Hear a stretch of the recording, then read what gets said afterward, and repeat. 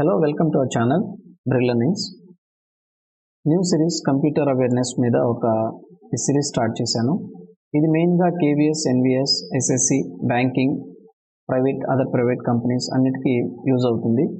ఇలానే ఇక్కడ ఉన్నటువంటి ఎగ్జామ్సే కాకుండా ఇంకా ఇప్పుడు ప్రజెంట్ ఉన్నటువంటి ఎగ్జామ్ సినారియోస్ ప్యాటర్న్ చూస్తే ఆల్మోస్ట్ అన్ని ఎగ్జామ్స్లో కంప్యూటర్ అవేర్నెస్ గురించి అడుగుతున్నారు.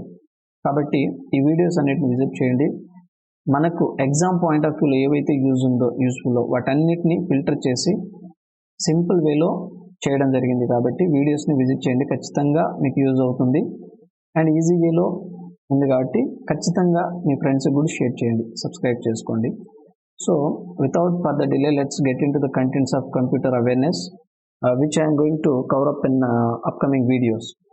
సో ఫస్ట్ టాపిక్ వచ్చేసి బేసిక్స్ ఆఫ్ కంప్యూటర్స్. ఈ బేసిక్స్ ఆఫ్ కంప్యూటర్స్లో మనం మెయిన్గా వాట్ ఈజ్ కంప్యూటర్ అని చూస్తే, కంప్యూటర్ అనేది విచ్ ప్రాసెస్ ది రా data into some useful information. అంటే మనం ఇచ్చే ఇన్పుట్ని, రా డేటాని ప్రాసెస్ చేసి మనకు అవుట్పుట్ ఇస్తుంది, అదే కంప్యూటర్. అయితే ఈ కంప్యూటర్ తర్వాత జనరేషన్స్ ఆఫ్ కంప్యూటర్స్ చాలా వచ్చాయి. అండ్ జనరేషన్స్ ఆఫ్ లాంగ్వేజెస్ అంటే మనకు బేసిక్ లెవెల్ లాంగ్వేజ్ అంటే machine level language, that is the lowest level language. తర్వాత లో level language, assembly level language. తర్వాత మనకు హై లెవెల్ లాంగ్వేజెస్ చాలా వచ్చాయి. సో జనరేషన్స్ ఆఫ్ లాంగ్వేజెస్ గురించి, అలాగే డిఫరెంట్ టైప్స్ ఆఫ్ కంప్యూటర్స్, మనకు super computers, mainframe computers, mini computers, micro computers, personal computers, తర్వాత వర్క్ స్టేషన్ కంప్యూటర్స్, ఇలాంటి డిఫరెంట్ టైప్స్ ఆఫ్ కంప్యూటర్స్ ఉన్నాయి. సో వాటన్నిటిని మనం బేసిక్స్ ఆఫ్ కంప్యూటర్స్ వీడియోలో డిస్కస్ చేస్తాం. Next computer organization. Computer organization అంటే మనకు మెయిన్గా ఏముంటుందంటే, ఫస్ట్ ఇన్పుట్ సిస్టమ్ ఒకటి ఉంటుంది, ఇన్పుట్. తర్వాత మనకు సిపియు ఉంటుంది, CPU central processing unit, CPU. ఈ సిపియులో మరలా మనకు మెయిన్ మెమరీ, తర్వాత కంట్రోల్ యూనిట్, తర్వాత అర్థమెటిక్ లాజిక్ యూనిట్, ఏఎల్యు. ఫైనల్గా అవుట్పుట్ ఉంటుంది. ఫైనల్గా మనకు అవుట్పుట్ ఉంటుంది, అవుట్పుట్. సో దీంతో పాటు మనకు ఎక్స్టర్నల్గా ఇక్కడ సెకండరీ మెమరీ అనేది కూడా సెకండరీ. ఇప్పుడు మనకు ఇక్కడ మెయిన్ మెమరీ అని డిస్కస్ చేసాం కదా, సో అలాగే మనకి ఇక్కడ సెకండరీ మెమరీ కూడా ఉంటుంది. సెకండరీ మెమరీ అంటే ఫ్లాపీ డిస్క్లు కానివ్వండి, magnetic tapes, pen drives, memory cards, ఇలాంటివి మనకు డిస్క్లు కానీ సిడీలు, ఇలాంటివి అన్నీ మనకు సెకండరీ మెమరీస్ కింద. వీటిని కూడా మనము ఇక్కడ ప్రాసెస్ అనే స్టెప్లో ఎక్స్టర్నల్ నుంచి కూడా తీసుకొని ప్రాసెస్ చేస్తారు. సో ఈ విధంగా కంప్యూటర్ ఆర్గనైజేషన్ అనేది ఉంటుంది. Next peripheral devices. Peripheral devices అంటే మనకు ఇన్పుట్ అవుట్పుట్ డివైజెస్. ఇన్పుట్ అంటే ఫర్ ఎగ్జాంపుల్గా మైక్రోఫోన్ అనేది రిసీవ్ చేసుకుంటుంది, డేటా మొత్తం సిస్టమ్ ఇస్తుంది కాబట్టి ఇన్పుట్. తర్వాత స్టైలస్ పెన్ తీసుకున్నా, లేదంటే మనకు బేసిక్గా తెలిసిన కీబోర్డు, లేదంటే రకరకాల ఏవైనా సరే మన సిస్టానికి ఇన్పుట్ ఇస్తే కనుక వాటన్నిటిని ఇన్పుట్ డివైజెస్ కింద, మౌస్తో సహా అవి కూడా మన ఇన్పుట్ డివైజెస్ కిందకు వస్తాయి. అవుట్పుట్ డివైజెస్ అంటే మనకి ఏవైతే అవుట్పుట్ వస్తుందో, ప్రింటరు, స్పీకర్స్, లేదంటే కొన్ని ప్లాటర్స్ ఉంటాయి. సో సిస్టమ్ మనకు ఒక అవుట్పుట్ని ఇస్తే అది ఆటోమేటిక్గా డ్రా చేస్తుంది. సో వాటన్నిటిని అవుట్పుట్ డివైజెస్ అని అంటారు. సో వాటి గురించి కూడా మనం ఇన్ డీటెయిల్స్ మనం డిస్కస్ చేస్తాం. Next computer memory. కంప్యూటర్ మెమరీలో ఇందాక డిస్కస్ చేసుకుందాం. మెయిన్ మెమరీ, ఇక్కడ మెయిన్ మెమరీ ఉంటుంది, అలాగే మనకు సెకండరీ మెమరీ ఉంటుంది. మెయిన్ మెమరీని మనము ప్రైమరీ మెమరీ అని కూడా అంటారు. సెకండరీ మెమరీని మనము ఆక్సిలరీ మెమరీ అని కూడా అంటారు. ఆక్సిలరీ, వీటిని డీటెయిల్డ్గా డిస్కస్ చేస్తాం, జస్ట్ మీకు బ్రీఫ్ ఇస్తున్నాను. సో సెకండరీ మెమరీని ఆక్సిలరీ మెమరీ అంటారు. అయితే ఈ మెయిన్ మెమరీ అంటే ప్రైమరీ మెమరీలో మనకు ర్యాండమ్ యాక్సెస్ మెమరీ ఉంటుంది. దీంట్లో కూడా మనకు స్టాటిక్, డైనమిక్ రెండు ఉంటాయి ర్యాండమ్ యాక్సెస్ మెమరీలో. తర్వాత ఈ రోమ్ అనేది రీడ్ ఓన్లీ మెమరీ. ఇది ఏంటంటే ఒక type of inbuilt hard disk లాంటివి అనమాట. సో అవి కాకుండా మనకు సెకండరీ ఉంటాయి. సెకండరీ మెమరీ అంటే ఆక్సిలరీ మెమరీ. ఇవి ఇందాక డిస్కస్ చేశాను. ఫ్లాపీ డిస్కులు కానివ్వండి, మ్యాగ్నెటిక్ టేప్స్, పెన్ డ్రైవ్స్, మనకు ఎక్స్టర్నల్గా స్టోరేజ్ డివైసెస్ ఏవైతే ఉన్నాయో వాటన్నిటిని సెకండరీ మెమరీస్ కింద చూస్తాం. వాటి గురించి in detail we will discuss in upcoming videos. Next, basic units of memory measurements. ఇవి basic units of memory measurements అంటే మనకు తెలుసు ఒక బిట్ వన్ బిట్ ఫస్ట్ ఉండేది. సో ఇది మనకు 1 బిట్ అనేది 0 ఆర్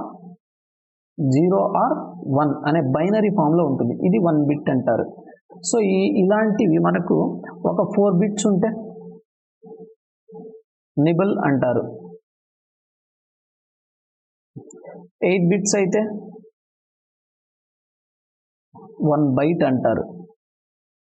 చాలామంది ఇనీషియల్గా బైట్ ఉంటుందేమో అనుకుంటారు. ఫస్ట్ బిట్ 8 బిట్స్ అయితేనే ఒక బైట్ అవుతుంది. సో ఇలాంటివి 1 బైట్ కాస ఇలాంటివి 1024 బైట్స్ అయితే 1 కిలోబైట్ అవుతుంది. 1024 కిలోబైట్స్ అయితే 1 MB. తర్వాత ఇలాగే 1024 MB అయితే 1 GB, 1024 GB అయితే 1 TB టెరాబైట్, తర్వాత పెటాబైట్, ఎగ్జాబైట్, ఇలా జెటాబైట్, యోటాబైట్, ఇలా మనకు ఈ సైజ్ అనేది స్టోరేజ్ని మనం రిప్రజెంట్ చేసుకోవడానికి ఒక మెజర్మెంట్స్ అనేవి పెట్టారు. సో వాటి గురించి కూడా మనం ఇన్ డీటెయిల్ డిస్కస్ చేస్తాం. Next, different types of ports మనకు మెయిన్గా USB పోర్ట్ తెలుసు, అలాగే serial ports, parallel ports, VGA ports, ethernet port, ఇలాంటి డిఫరెంట్ టైప్స్ ఆఫ్ పోర్ట్స్ కూడా ఉంటాయి. వాటి గురించి కూడా మనం ఇన్ డీటెయిల్ డిస్కస్ చేస్తాం. Next, operating system. అసలు ఆపరేటింగ్ సిస్టమ్ అంటే చాలా మందికి తెలిసిన విండోస్ అంటుంటాం. But what is operating system? Operating system అనేది it is an interface between the user and the hardware. ఈ సిస్టంలో ఉన్నటువంటి హార్డ్వేర్కి మనం ఎవరైతే యూజర్ వాడుతున్నారో వాళ్ళిద్దరికి మధ్యన ఉన్నటువంటి ఇంటర్ఫేస్ అనమాట. ప్రతిదీ మనకు కమ్యూనికేట్ చేస్తూ ఉంటుంది మనం ఇచ్చే ఇన్పుట్స్ని. సో అది ఆపరేటింగ్ సిస్టమ్. డిఫాల్ట్గా ఆల్మోస్ట్ ప్రతి అవుటర్ పెరిఫెరల్ డివైజెస్ ఉంటాయి కదా, వాటన్నిటితో కూడా కనెక్షన్ పెట్టుకొని వాటన్నిటిని కూడా ఈ ఆపరేటింగ్ సిస్టమ్ అనేది ఆపరేట్ చేస్తుంది. సో దీంట్లో కూడా మనకు మెయిన్గా తెలిసింది మైక్రోసాఫ్ట్ ఆపరేటింగ్ సిస్టమ్ విండోస్ ఉంది, తర్వాత ఆండ్రాయిడ్ వర్షన్ iOS ఉంటాయి, తర్వాత యునిక్స్ ఉంటుంది, తర్వాత మనకు కొన్ని నార్మల్ ఆండ్రాయిడ్ ఆప్స్ ఉంటాయి, అవి ఫోన్లు అంటే ఓపెన్ సోర్స్డ్ అవి. సో ఆండ్రాయిడ్, తర్వాత కొన్ని బ్లాక్బెర్రీ అంటారు కదా, సో అది కొద్దిగా కాస్ట్లీ, అంటే సెక్యూరిటీ పర్పస్లో వాడుతుంటారు. అండ్ కొన్ని సింబియాన్ అనేది అప్పుడు ప్రీవియస్గా ఉండేది, ప్రజెంట్ అయితే మనకు ఆ సింబియాన్ అనేది డిస్కంటిన్యూ అయిపోయింది. సో ఇలాంటి different types of operating systems ఉన్నాయి, వాటిని కూడా మనము డిస్కస్ చేయబోతున్నాము.